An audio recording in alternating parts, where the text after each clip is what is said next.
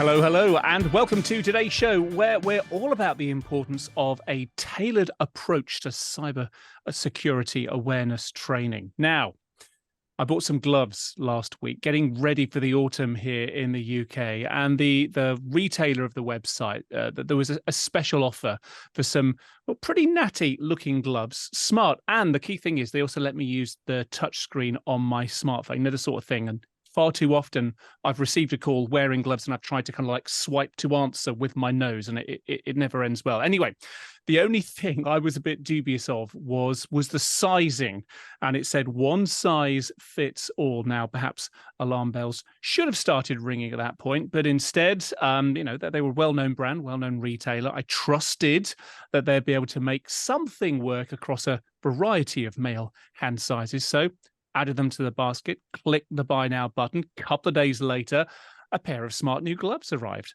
However, I go to try them on and, well, what do you know? They really weren't a smart fit. Now, my hands aren't particularly big by any stretch. I was a goalkeeper back in the olden days, but these gloves, they didn't even fit across my palms, and even taking them on and taking them off again, I could hear a couple of the stitches start to give way. Never a good sign. So not good. Went back to the website to do a return, and I thought, I tell you what, I'll have a look at some of the reviews. And I got it all the wrong way around, of course. Lo and behold, lots of comments about a poor fit. And it turns out that in the case of these gloves anyway, one size fits all doesn't seem to fit anybody particularly well.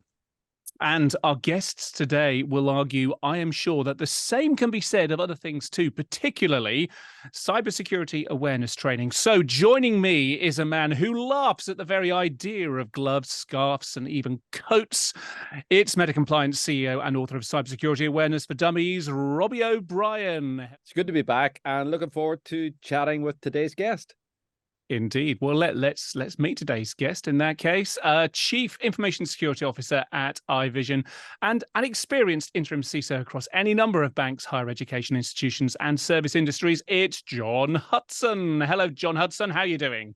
Good morning or good afternoon. I'm doing great, thank you. Great to be here. Looking forward to the talk. Cybersecurity awareness is a huge part of where cybersecurity starts. I think we're going to have a great conversation.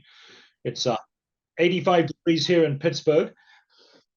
I was going to say the time confusion there maybe just hints a little bit as to where you're joining us from.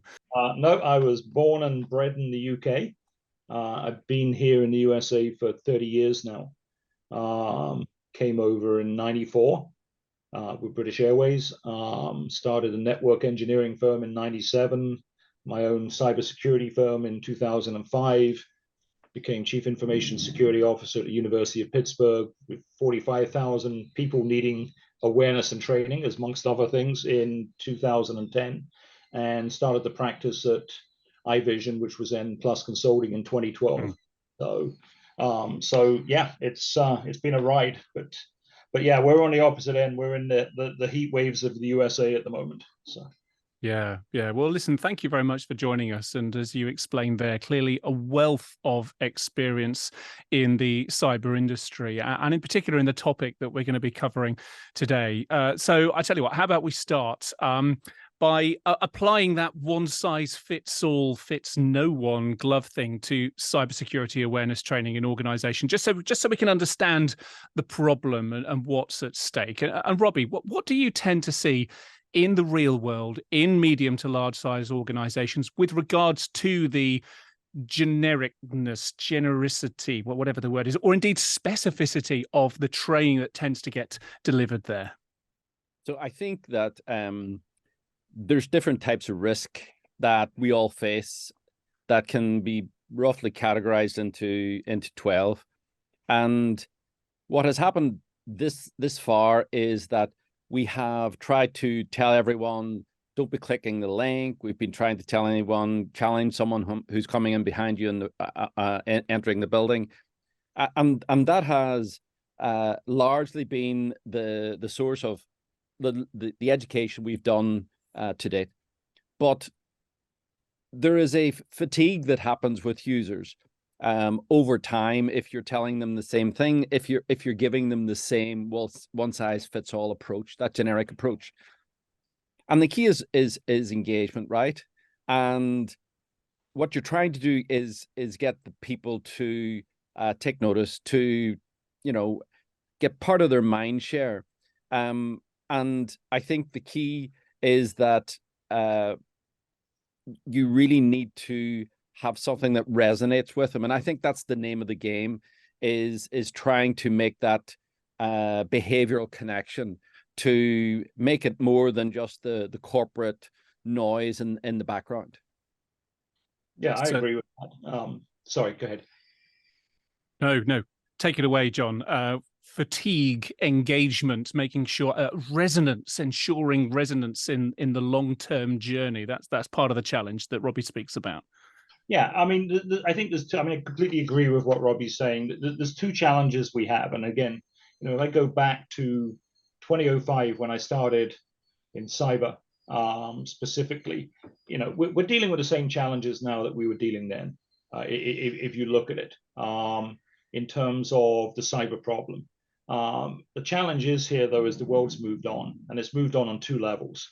It's moved on, obviously, that the bad actors are highly sophisticated now, where beforehand we used to kid around with script kiddies, people sitting in their basements doing this. This is now a business, billion dollar business, and they're very good at it. The second part is the fact that regulation to challenge that consistently comes along. So if I talk in the USA, but this is relevant worldwide because we're a global economy, you know, we have now the SEC regulations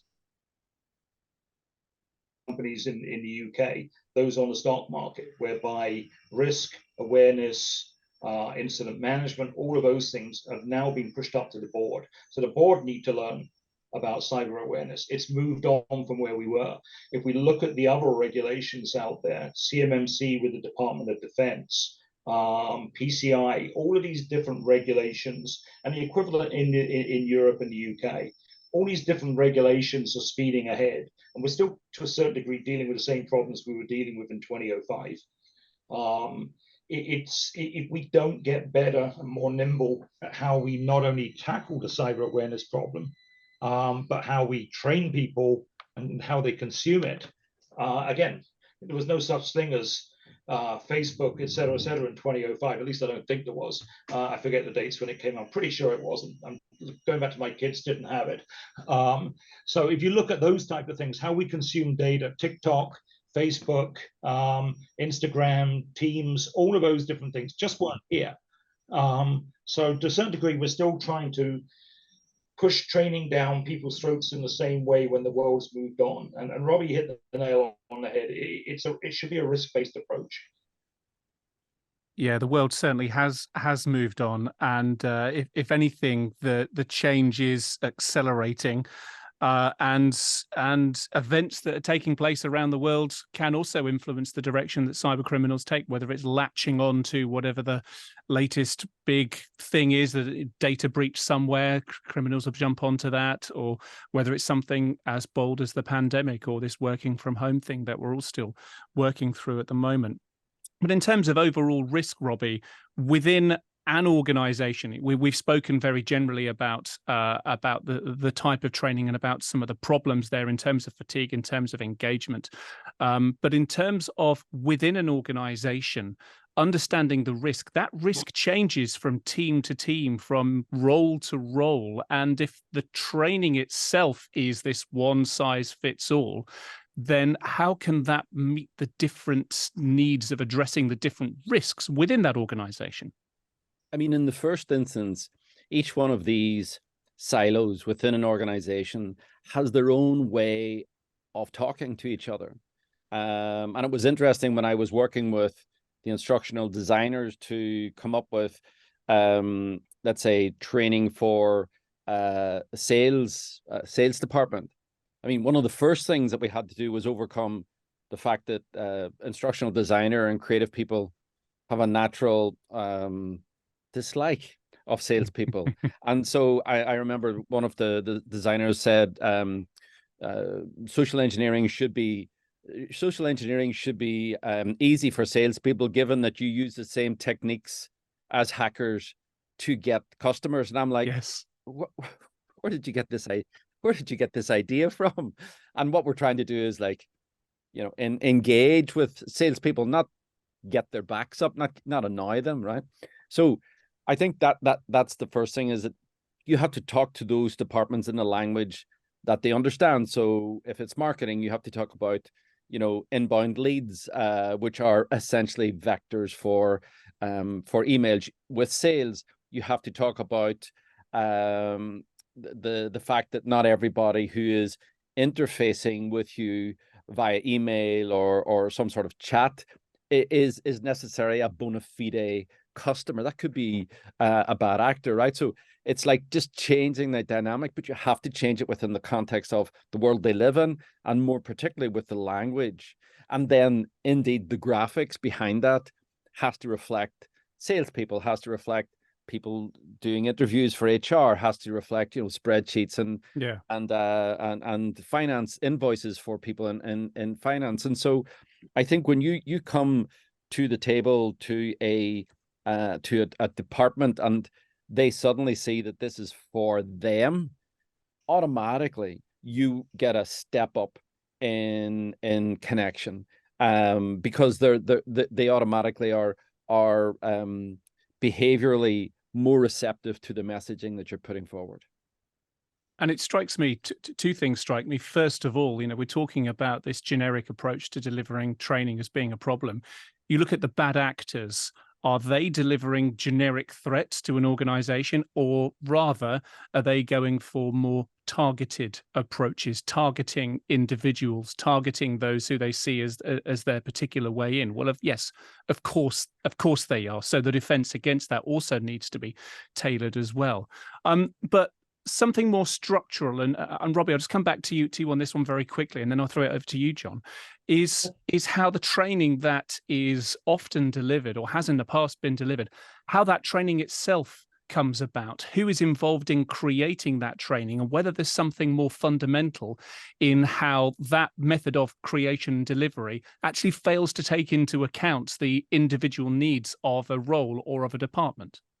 I think over and above the traditional cybersecurity awareness training we did in the past, there's another element, right? So, and it also requires your subject matter experts on the cybersecurity level to drop down another level of granularity. For example, we tell HR people not to click on the links, but their job is receiving CVs, applications from candidates, from their Gmail accounts, from recruitment agencies that they haven't known before are coming in and saying, here, I've got the ideal candidate. And so they're wide open. And how would a hacker know about that? Because as an HR department, the organization goes on to every jobs board, advertising forum, and goes, hey, we're looking for this type of executive. So it's simple for hackers to find out that that's the case. If you look at marketing has the responsibility for the digital communications presence for the organization, for their social media accounts, and if through social engineering they lose control of those social engineering accounts because they haven't got multi-factor authentication enabled, then trying to get them back from social networking companies like Facebook or LinkedIn is close to being impossible. It's just there is no concept of remediating that in any short space of time. So these people have unique risks. So another level of risk, granular risk.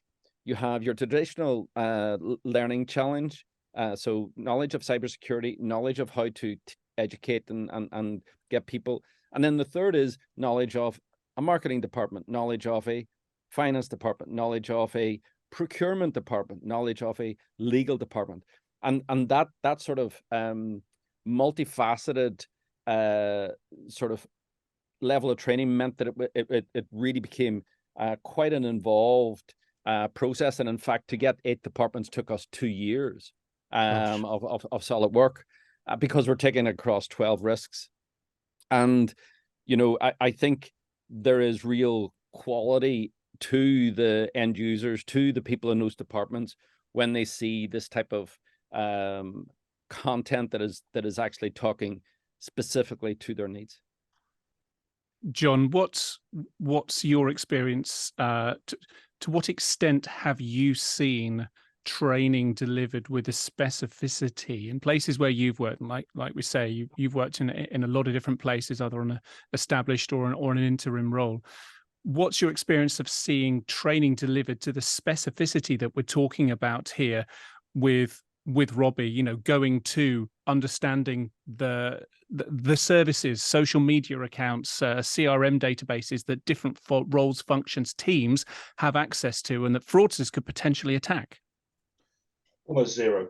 Funny enough, one of the first conversations I had when I met Robbie and his crew was, as a head of a security consulting firm, CISO at organizations at the moment, and that give me structured training around roles, not knowing they were doing this at that stage. It's, you know, we're developing. I'm CISO currently at a higher education institution in the Midwest. We're going through the whole identity and access management procurement, you know, who gets what, when do they get it, how much privilege do they get, and we're doing it, just as Robbie mentioned, by departments. So within that, you know, in traditional higher education, you have, you know, financial aid, you know, have admissions, all of these different departments, the folks who supply the money, Title IX to do with the whole social services side of life. Every one of them has unique risk, and we're guilty as consultants of sitting down talking to departments about risk. That's like talking to me about accounting, straight over my head type situation. Until you can structure that risk down into training modules, but secondly, risk that is meaningful to them and what they do and why it is.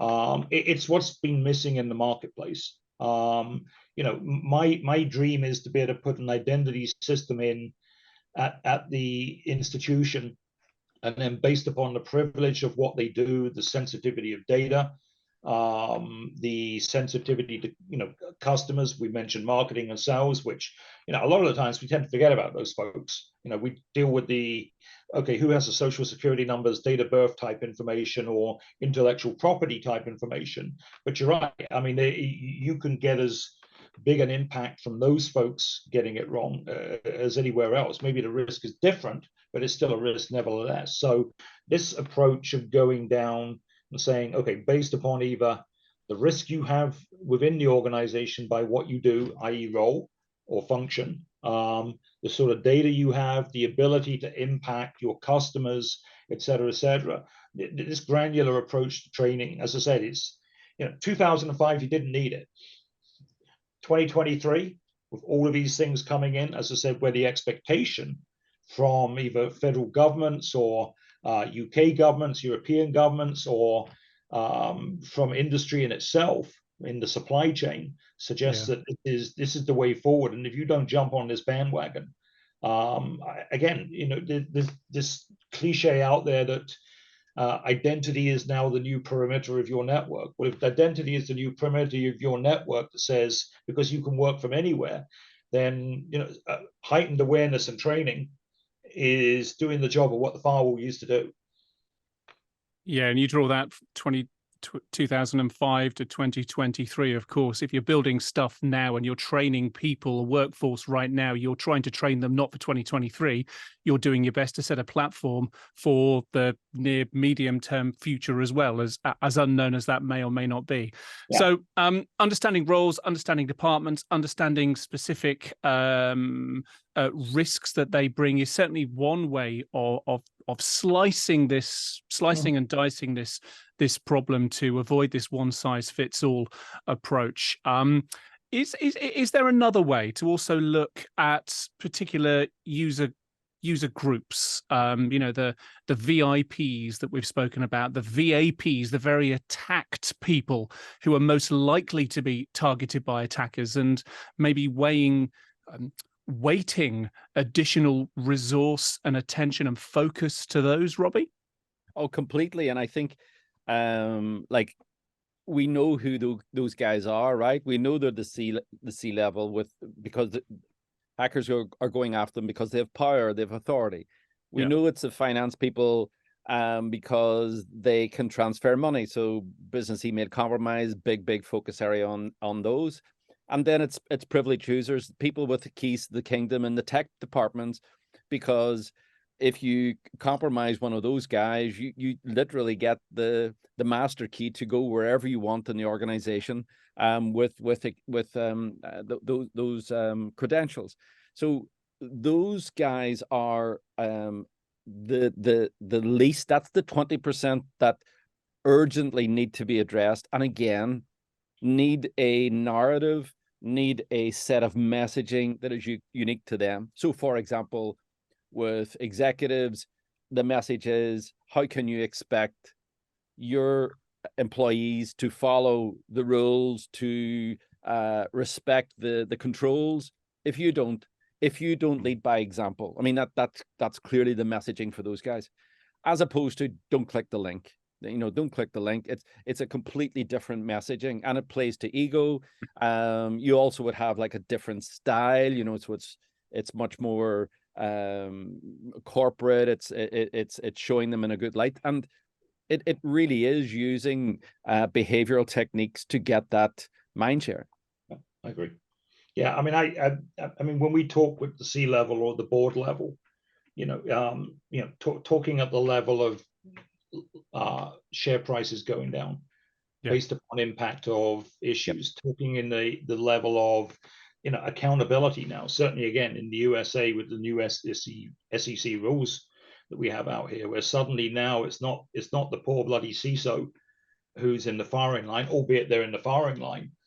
Risk now sits at the board level and at the executive level. Plausible deniability is no longer a strategy in terms of that. So, it's critical that we train and make aware those folks in a language that is meaningful. And I 100% agree with Robbie. If you want to put a good cybersecurity program, of which cybersecurity awareness is part of, in place, it has to start at the top. Yeah. This is a cultural, strategic thing now. It's no longer, Johnny was off on Thursday, so we made him CISO type situation. It's now a corporate strategic area for most organizations, whether they know it or not. The more enlightened ones understand it and embrace it, because again, they can see what's coming down, both in terms of the risk and bad actor side, but also very much in terms of who's going to be held accountable, and who they're going to have to answer to, particularly if it's a publicly traded company, where suddenly now shareholders are going to get to know if there's been any sort of breach. I want to come back to that culture point that you raised there in a moment, John. But first of all well and good saying, this stuff starts at the top. They are the very important people. They're the very attacked people. Their names are out there, very easy to access. That makes them even more of a target for the bad guys. But in your experience, and Robbie, get ready to steal on this one. In your experience, how receptive are they? Do they get it? Is there a problem with the level of individual or group, if you want to look at them that way, not necessarily understanding? Or do we need to use your words to communicate better, to adapt our language better, to make sure they get the damn message? There's a huge gap, and I think you could break it down by industry. I mean, if you look at traditional manufacturing that's been around 100 years, and now suddenly they're in 2023, and the expectation is that customers are pushing this down on them, saying, if you're not certified ISO 27001, one of cybersecurity certifications, or regulated as part of that supply chain, you're not doing business with us. So from that perspective, now this organizational change, again, I come back to it, but in essence, it really what it is you need to, and I've been burnt on this in terms of, you go in with the risk. If you don't do this, you're going to lose business. Probably not the right approach in terms of, but understanding that supply chain risk, how you fit within it, and giving them solutions of which, let's empower you to do this. It is the way around this type situation. Yeah, you've got egos involved. You've got, we've never done this. Why should we? We don't believe them, et cetera, et cetera. It's a very different world. So, and I'm sure Robbie sees this as well when he's out there. But I spent a lot of time having those conversations. And half the time I sound like my mom. It's like, do it because I told you to do it type situation, because that's the reality of the situation. What we've got to understand is these are smart people who have been exposed to areas that they don't necessarily, just like I said with me in accounting. I'm not an accountant. I don't understand accounting. You suddenly get exposed to it. You feel uncomfortable in that environment. So, giving them training, awareness, and risk-based facts in a way that they can consume and see it for the business, it is very much the way to go. You raise an interesting point there, and Robbie, we've spoken about this before, this psychology of the C-suite, understanding where they're at, where their insecurities may be, to jump on the accountancy part, that they're put into positions maybe where some of their responsibilities they don't feel are their forte. What have you seen in terms of receptiveness, and what can we do to bridge what John calls this gap that he sees? It's a good call. I have seen a lot of senior information security folk try and drag, and I use the word deliberately, try and drag as many senior guys into their incident management planning as possible, right? And that's the right thing to do, because when things go horribly wrong, these are the people that are going to be at the table shouting for answers. I think and I've been at this nearly as long as John, for you have to give them the why of it in the first instance. And so there's a precursor to these guys, and more I'm seeing really, really effective payback where you bring them into a room and you talk to them like adults, not e-learning. E-learning is secondary. E-learning is your reinforcement concept, but it's where you're sitting in a room and you're saying, okay, let's bring this to this business. Let's talk about the unique risks of this business, and what is our tolerance if this was to go wrong, and for them to begin to communicate on what they think is possible. What you tend to find is someone will say, well, that'll never happen here, and you go, well, are you prepared to accept that risk? Can we get that document that you would do that? And suddenly people see that it's real, and that is a couple of hours where they all are together. I love the phrase plausible deniability, because it is the cancer of the cybersecurity awareness industry. It's the thing that you're trying to eradicate.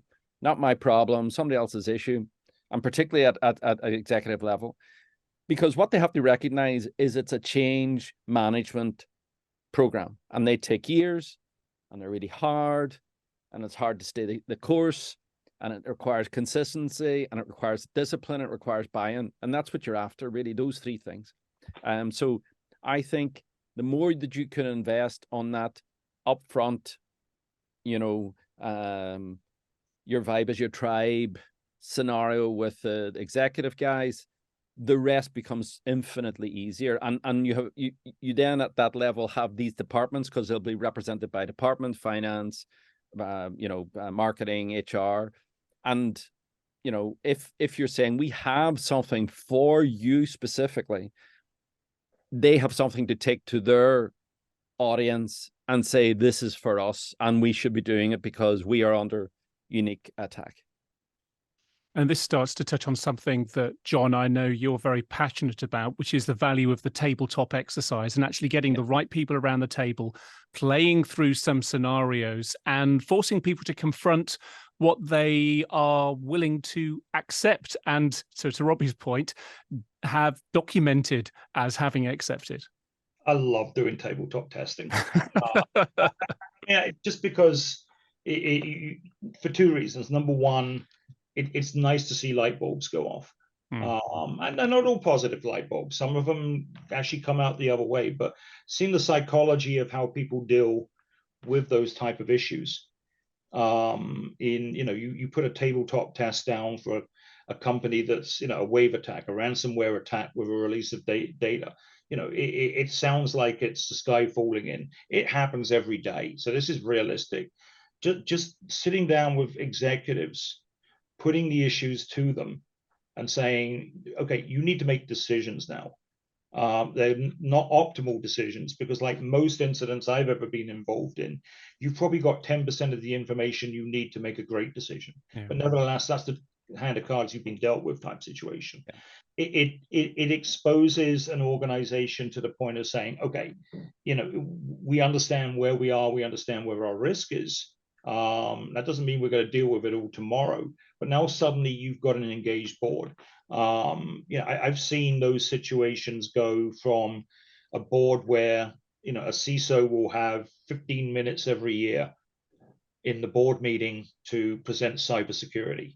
And by the time you get through the end of it, nobody's learned anything, to the point where suddenly after this, with the engagement that you've got, you've got a board advocate attached to the CISO who works with the CISO on a weekly basis as a mentor, but also as information up, information down type situation. Again, this is coming about because we have now fraud laws here in the USA that says you put a security plan together that says this is what you're doing, this is what I'm attested to, and it's deemed you're not doing it.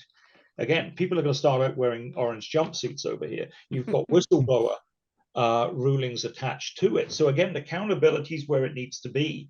But just throwing it up there and saying we're done, when you've got a whole bunch of smart board members suddenly exposed to this new thing.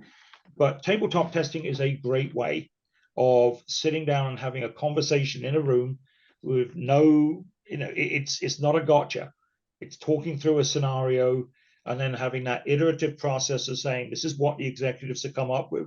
Let's now push this down through the organization and see where we can do this. So for example, you've got 72 hours to pay a ransom. And the board's holding out and the executives are holding out and saying, we're not going to do it, we can restore. Well, can we? If IT look at that and go, yeah, it's going to take us 4 months, because it's legacy equipment. We're going to have to procure it from somewhere. The data's got to be unredactable, whatever it happens to be type situation. Now suddenly you've got a huge disparity, but it's better to do that in that and identify those risks and keep going around that circle with them.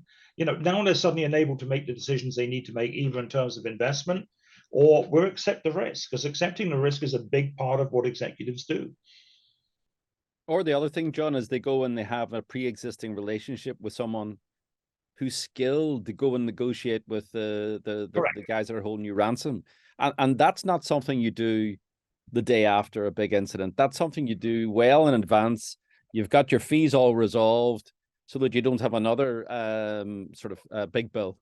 Yeah, your best friend in a ransomware attack like that is an external general counsel who knows how to buy time and reduce the bill. Indeed. And a plan that you've already worked through many weeks, months in advance. Absolutely. My final bark up this tree, if you like. Personalization. We start off by talking about role-specific, department-specific training and how beneficial that is. And I want to come back onto some specifics and practical elements around that before we finish today. That's kind of the bottom up, if you like. But surely, to come back to your word, John, the culture needs to be right across the organization. I'm doing wild gestures with my hands that just won't read for anyone who's listening in only. But surely the culture needs to be right across the organization in order for the workforce to best engage, to best act, to best want to go on this cybersecurity awareness journey. So you've got this bottom up and you've got the top down, this culture piece, John. Where does that come from and how do you make sure that lands? I think it's the group we've just been talking about, funnily enough. It is, but also, I mean, I would suggest it's the supply chain and the shareholders, and various other stakeholders like that who now are very engaged in that. I mean, you know, if I bought 20,000 shares in your company, and now you've got to declare your risk, and I see a risk pattern like that within your 10K statement at the end of the year, do I disinvest in your company? So I think shareholders are also getting savvy in terms of this and pushing pressure into organizations, as we talked about, as well as regulations, where the expectation is if you want to do business there. But again, from the cultural perspective, to me, cyber is now strategic. It is a pillar of your strategic strategy. And, you know, if we look at most strategic strategies these days, you know, you've got pillars for equity, you've got pillars for financial stability, you've got pillars for security of the organization and continuity of the organization. Cyber sits in that and sits in the enterprise risk management side of life. It should be talked about at every executive meeting.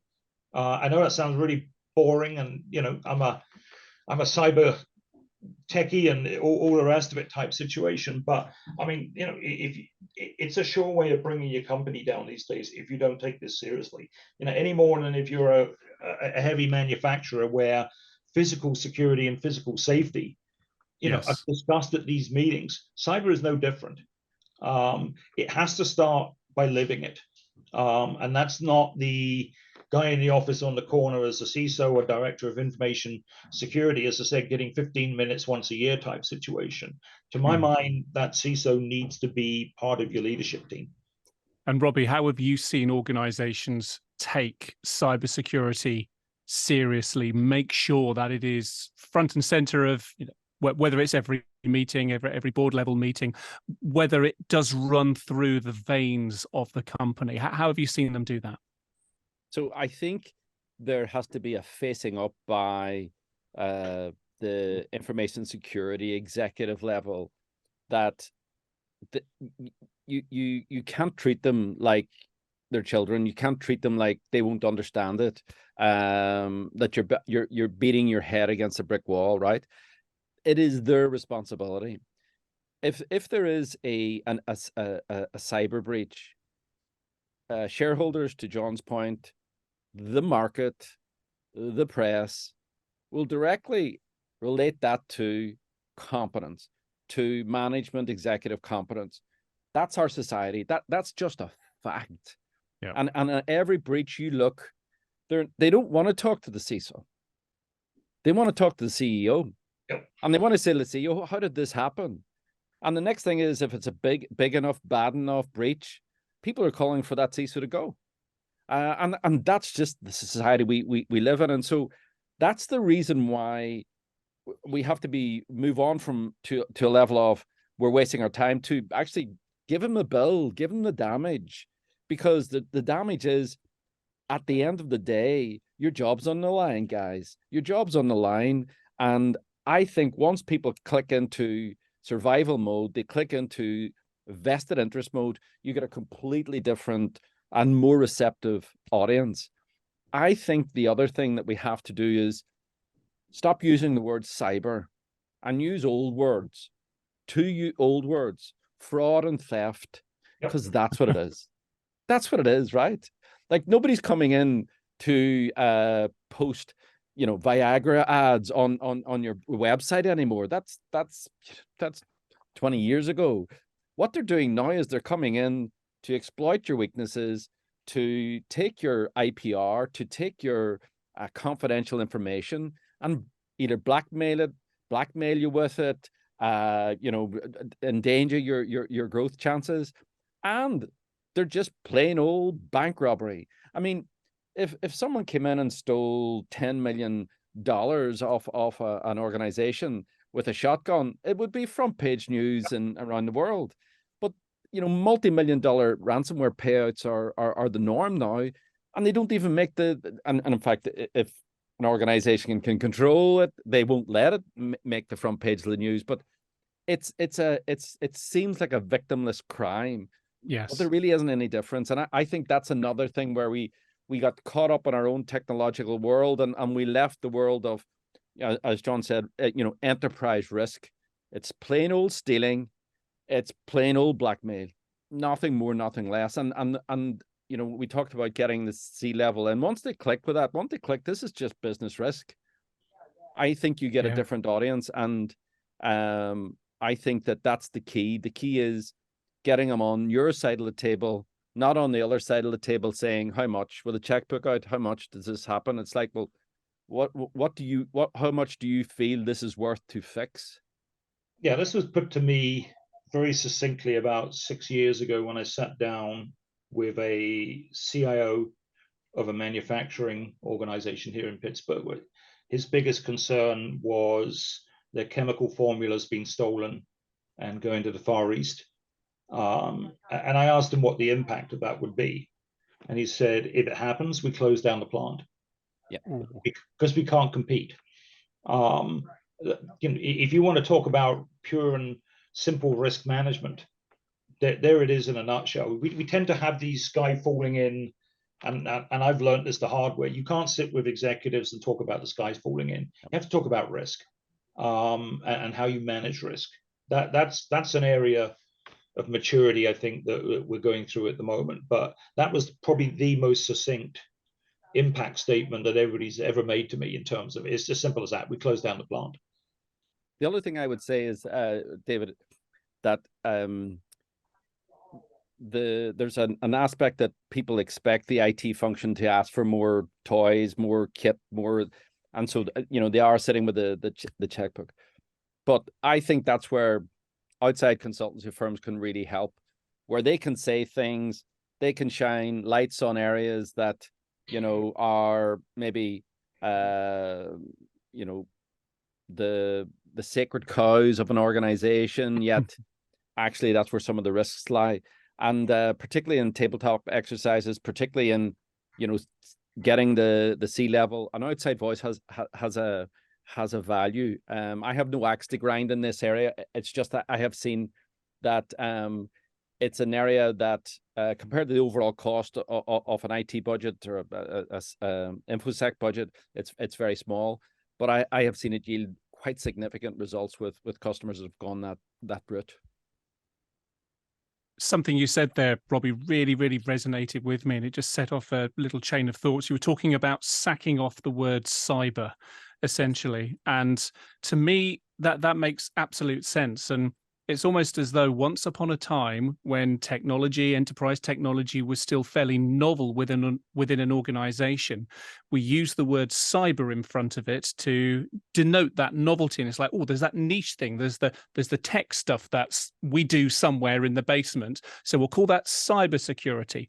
Whereas, to your point earlier, John, the world has moved on since 2005, since 1995, and every company is a technology company and all of that sort of stuff. And technology is at the center of everything that an organization does, yet still keeping that cyber term to denote that niche way in, it's no longer relevant. So you're absolutely right. Theft, fraud, stealing stuff It takes an Irishman to teach an Englishman the simple facts of life. I love that. You know what, Robbie? I'm going to be using that going forward because, I am very guilty of, we talk cyber. Yeah. I love that. So, it sounds sexy as well, but sometimes we need to sack off the sexy as well and just get down to brass tacks. That's a key, Mr. O'Brien. You're welcome. You're welcome.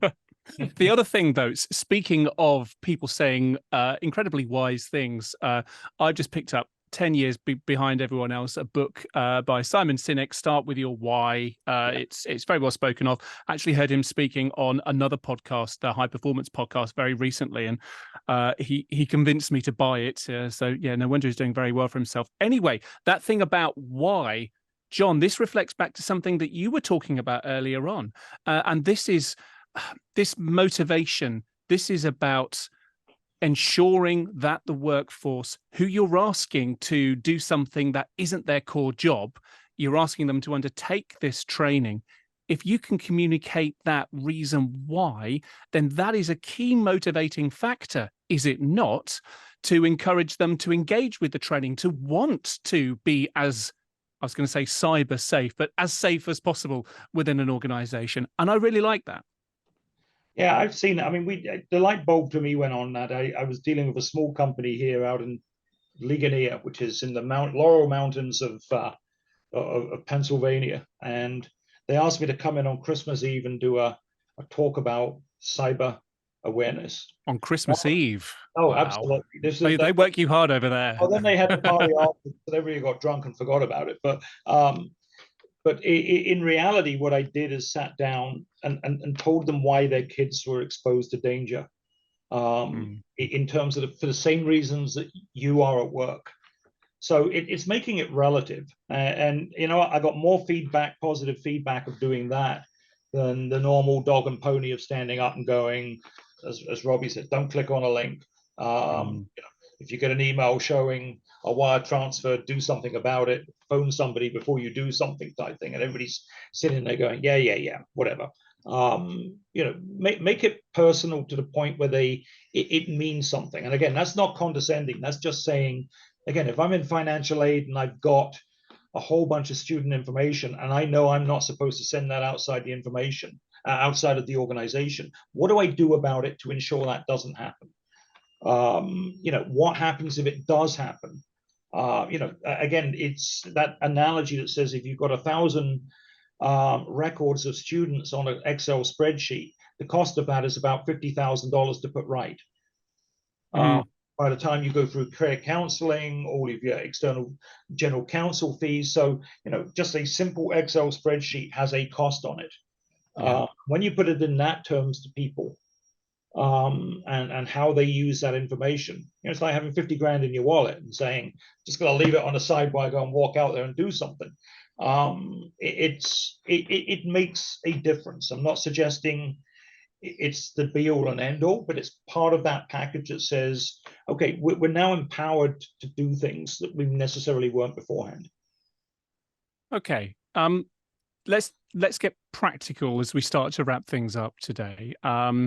So how, when in any medium or large size organization, we know there can be hundreds of departments and job roles, thousands of individuals, each with any amount of tech or cyber awareness savvy. How, coming back to this, making things personal, making things individual, tailoring things, how do you even begin to create the right level of personalization when it comes to communication, when it comes to training that balances, because I'm sure it is a balance somewhere, both effectiveness and that tailoredness, and the practicality, the efficiency, the budget, the amount of resource that you're going to spend on that. How do you get that balance right? What's the typical journey to understand what, Robbie, what those individual roles are and how you're best targeting those with this kind of awareness training?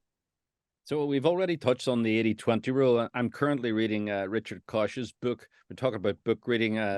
Richard Koch wrote the book 80-20. He just recently had a podcast on Tim Ferriss. And it's a fascinating concept because it's almost a cosmic rule that, you know, 20% of your activity will give you 80% of your impact. Yep. And you can right away say, well, you know, we already did it. We did like the 5%, which is C-level, privileged user, finance. Just those three. That's that's the top of your pyramid, your risk pyramid. Below that, we also know what the 20% are. Everybody has to buy something, procurement. Everybody has to defend themselves legally. They have to look after people, HR. They have to communicate outside, sales and marketing. So we know what they are, and we know that they are roles within every organization. So that's the 20%, or maybe more than 20%, that actually gets you that big group of executives, that group of highly influential people within your organization. And there will be more and more. We actually envisage that there are departments we haven't thought of, customer success, you know, people on the factory floor, people who drive the buses. And it's just, you know, cybersecurity is not just for Christmas. Cybersecurity is for life. So I think talking about engagement, what we have here is, how do you make that emotional connection to the user, right? And as well as making an emotional connection, you also have to reduce the resistance the natural resistance people have to corporate learning. And that means you have to use different things like humor, really high quality graphics. And so it is, you're right, David, it's a multifaceted challenge, but I think that you have a higher level of getting people to buy in if you actually talk to their job, because yes, what we do as in our day-to-day lives, we spend more times at work than we do with our families. That defines us. And so if you talk to that, you've got a big mind share off the bat. Language, I think, is incredibly important. The more that you can personalize to a person's language and give it to them in the way they want to consume, I think those two things, departmental or role-based plus language plus whatever format they like to consume it in, and then if you topple that, sprinkle that with your brand and your own organizational approaches, that really is the perfect package. That's best practice out there. Yeah, and I love the fact, one of the things that attracted me to this when we started talking was the ability to consume training in the way that suits your style of personality. You know, to me, I'm a podcast guy. If I can consume it that way, then I'm going to get a lot more out of it than having to sit through an hour and a half PowerPoint presentation. But some people prefer, you know, that I think is also critical. And you package that all up with, you know, in terms of setting training standards by privilege. You know, again, one of the things I'm very excited to see here, and hopefully it's coming, is, you know, as you go through procuring a new privileged user based upon what you do, here's the 4 training modules you should take. Consume them how you want, but here's the 4 that you need to take. If you're a, you know, on the shop floor and, you know, you don't deal with any critical data, here are the 2 that you need to take. So again, it's personalizing the effect to say, this should not be a burden. It should not be, oh God, I got to go through this again type situation. It's engaging people to make sure, again, they're the front line of defense on a security program. And one of the best ways I've seen of getting that sort of appropriate amount of training is pre-testing. So, you know, you've got year-to-year testing, but if someone does a test, a quiz at the beginning, and they get it right, then they shouldn't have to do the testing. They've proven that they have the skills to continue doing the job. And I think as we go forward, more and more certification is going to be self-certification by employees in their jobs. Being, you know, we have a focus on the supply chain risk, and that's very valid, but we also have people-based risk, and it's like, you know, as part of working in this organization, you've got to achieve this level of certification, and if you do tick and you get a bonus or whatever reward that they get for that, I think that's where we're heading next in terms of beyond personalization. It's accountability at the user, at the employee end of things. Yeah, and a culture of excellence. I mean, you hit the nail on the head. It's, you know, but I'd certainly get ChatGPT to get my test done for me. So well, on that note, I think we'll leave it there for today. Listen, thank you both. Really interesting conversation to talk about that, the different needs, understanding your views on the different types of risk and where it falls within an organization, and whether that's bottom up and top down or inside out and outside in and so on. And this culture of excellence, as you put it, there's a lot there to think on and chew on. John, terrific to have you on the show today. Thank you very much for joining us. Where can people find you? Are you a prolific LinkedIner, or is there somewhere else people can keep up with you? Yeah, straight off of the iVision website. Email address, I'll give it out so everybody can fish me. jhudson@iVision.com. So, and, you know, we'll see how well our security awareness and training go with that. But yeah, no, I've enjoyed it. It's been great. Always fun to talk with Robbie as well. So the gauntlet has been thrown. Robbie, where can people find out more about how to most effectively tailor their cyber awareness training programs? So what they should do is check out our website and get access. Try this new all new departmental training that we have developed that covers the top 12 categories of cyber risk in 43 languages. And check out the MetaCompliance team on LinkedIn, Twitter, and Instagram, because I think we provide a real human face to cybersecurity. And I'm sure somebody will get a smile out of some of the stuff that the team have done. Yeah, their law enforcement video is pretty cool. Yes, so. yes. Cyber, please. Indeed. And a good shout out for the content on your blog as well. I think there's a couple of posts that align fairly closely with what we've been discussing today. Yes. So that might be a good place to find out more about how one size fits all probably doesn't fit very much indeed. Anyway, John, thank you for joining us. And Robbie, thank you very much too. Thanks, guys. Take care. And thank you all for joining us. We'll see you next time. Bye-bye.